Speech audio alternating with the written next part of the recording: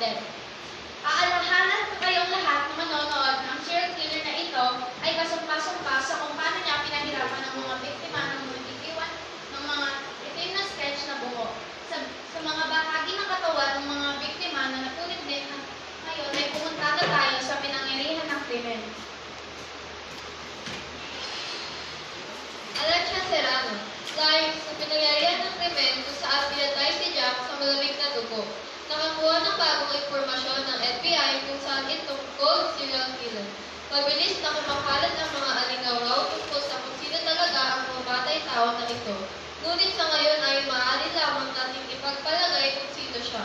Sa ngayon ay kausapin natin ang pamilya at mga kamag-anak ni Jack White. Mayroon pa kayong anumang mga mensahe para sa serial killer na ito na maaaring nakikinig kayo sa balita? Sino ka ba?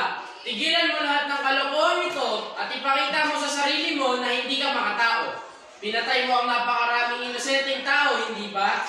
Natatakot ka ba sa Diyos? Demonyo ka! Tingin ko ay tama na iyan. Mangyaring pigilan ng iyong sarili sa pagsasalita ng mga ganyang salita. Salamat, Alexia. Ang magagawa lang namin ay ipagdasal na mahuli ang killer na ito bago mapatay ang ibang tao o pamilya. Iyon lang, salamat. Ako si Zoe Wong At Alexia Serrano. at ang susunod na balita ay magmumula kay Priya Fajardo. Energize with Milo every day and do champ moves like James.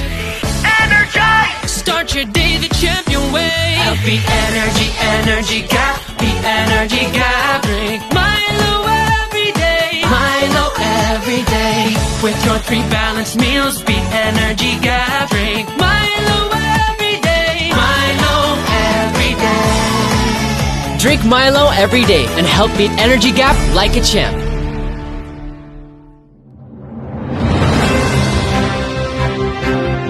Actress mula sa Estados Unidos na nagngangalang Sophie Kins na may 1.1 million followers sa TikTok. Natagpuan itong patay matapos matagpuan sa bahay ng kanyang tagapaghanga o fan. Patuloy na paghahanap ang sabi ng pamilya ni Sophie o Jones family. Magbibigay sila ng pabubaya sa mga tumutulong. Maghahanap sa salarin o tagapaghanga ni Sophie Kins. James Rodriguez mula sa Spain natanggap ng award at trophy bilang number 1 actor sa buong mundo. At masasabi niya lang daw, I thank you for trusting me and thank you very much for all the people that support me. Ang paglabas ng Rewind ay patok na patok ng mga Pinoy noong nakaraang Lunes sa MOA or Mall of Asia. Ay manonood ng dalawang bida na si Dingdong Dantes at Marian Rivera. Kasama ang kanilang mga anak at tapos na manood ang pamilya ay nag-public speech sila. At nagpapasalamat sila sa mga nanood at tumulong gumawa sa Rewind at malaki rin ang pagpapasalamat nila sa director na si May Cruz Alvia.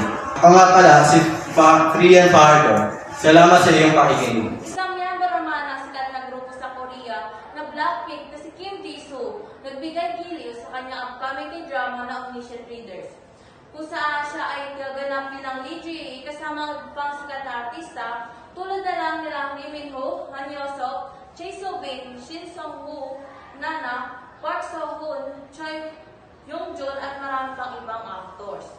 Hindi rin nagpahuli ang bagong love team nila Shabi at Maya sa bago nilang palabas sa tiyak magpapatibok ng puso tuwing alas 2 ng hapon simula sa Pebrero 26. Yaaburne kung saan gumanap sila bilang rival enemy na na-fall in love sa isa't isa.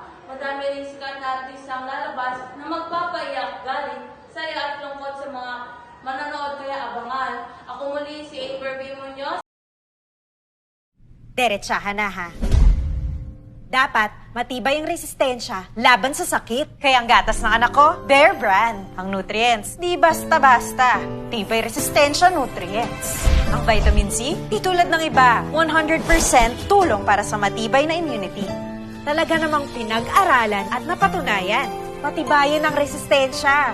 Mag-Bear Brand araw-araw. Sure ka rito. 100%. from Nestle. Isang politiko at negosyanteng si Mr. Jason Wednesday na nahuli kasangkot sa isang illegal transportasyon at pagbenta ng produkto sa ibang bansa. Si Mr. Jason ay sinabing rin na isa sa mga pumatay sa politikong si Mr. Levitico at negosyanteng si Mr. Sol at Mr. Santos sa isang kainan sa Novaliches kagabi lamang, 10 p.m. at natagpuan ang bangkay sa likod ng sinasabing pinagkainan nila.